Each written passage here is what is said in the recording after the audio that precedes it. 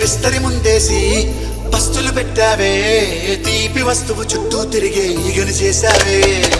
చీచీ చేసి కేలేని మొగుడు గారండోయ్ గుయ్ గుయ్ గుయ్ గుయ్ అంటూ మీదికి రాకండో గంపిడి పిల్లలతో ఇంటిని నింపావే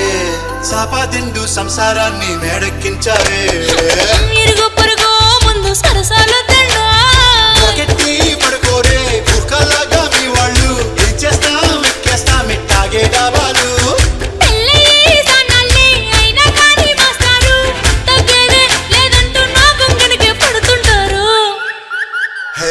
గోదారి గట్టు మీద రామసలకావే